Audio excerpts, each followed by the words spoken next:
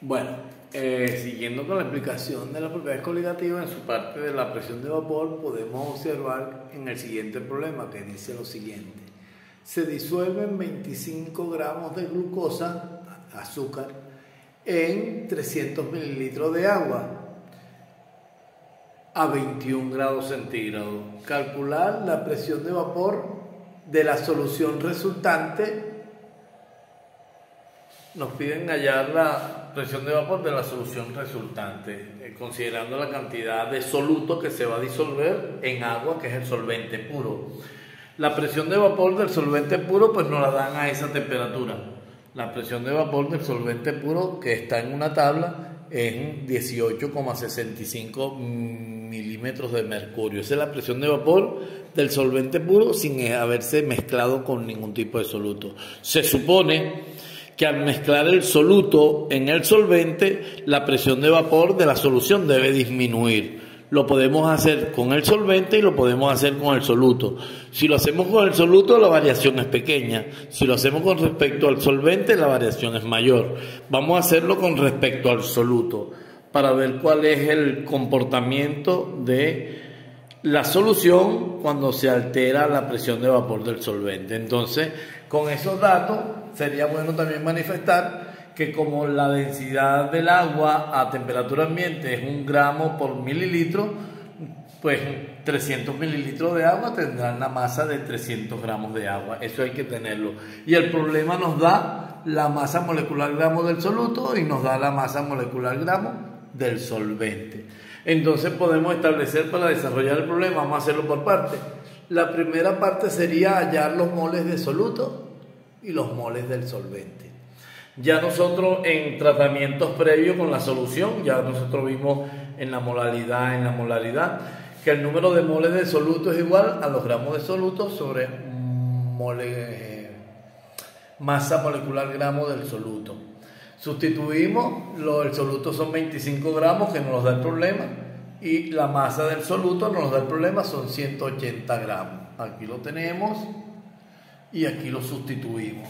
De esa manera la masa molar o el número de moles del soluto es 0,14 moles. Luego calculamos el número de moles del solvente. El problema nos dice que tenemos 300 gramos de solvente, que es el agua, y la masa molecular gramo del agua es 18. Sustituimos en la ecuación y nos da el número de moles del solvente. Recordemos que el número total de moles es el número de moles de soluto más el número de moles del solvente.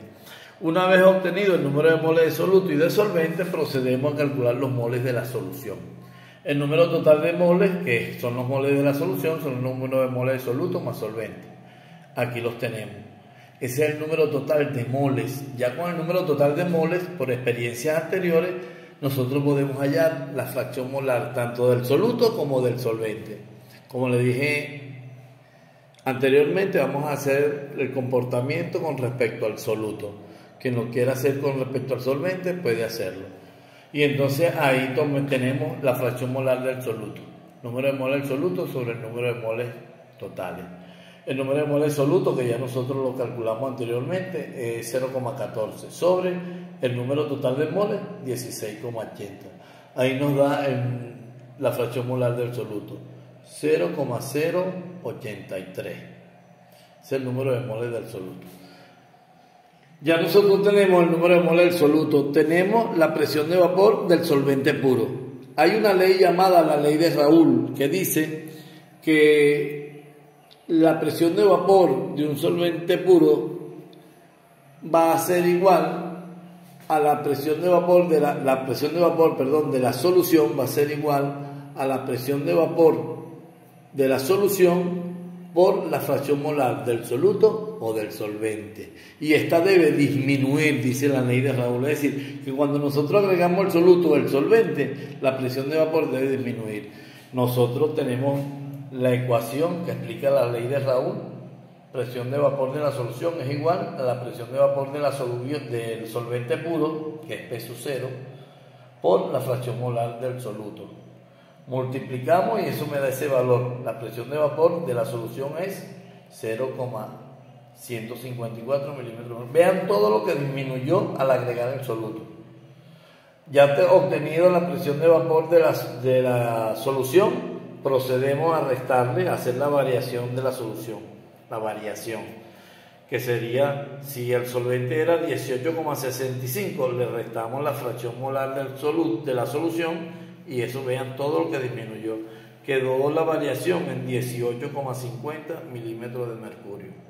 Bien, eso porque lo hicimos en función del soluto, pero también lo podemos hacer en función del solvente. Los invito a calcular la variación de la presión de vapor calculando la fracción molar del solvente. Háganlo y van a ver que la diferencia es mínima, pero hay una disminución. Siempre que se le agrega un soluto o un solvente a una solución, debe disminuir el valor de la presión de vapor. Bueno, en esta parte, de esta manera, yo les explico lo que fue la variación de la presión de vapor. Cualquier duda, cualquier inquietud, pueden hacérmela llegar al privado del teléfono. Que tengan muy buen día.